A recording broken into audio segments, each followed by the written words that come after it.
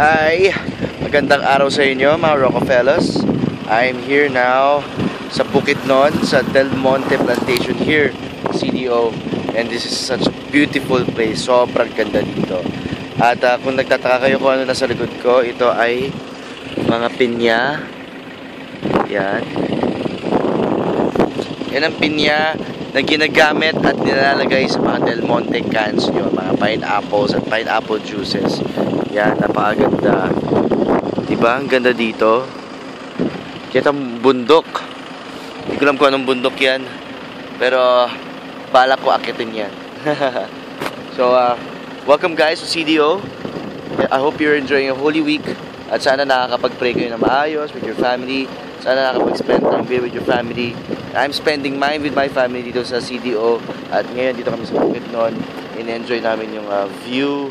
Mamaya may unlimited pineapple juice kami. Tapos mamaya we're gonna experience rappelling. Mag-zipline kami na 800 feet. And then meron free fall.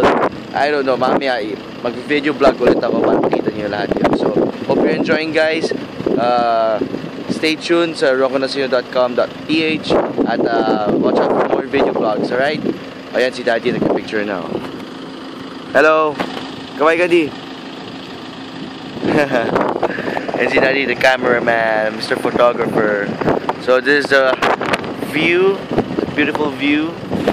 This is me in Bukidnon. See you guys again later, Rockefellers.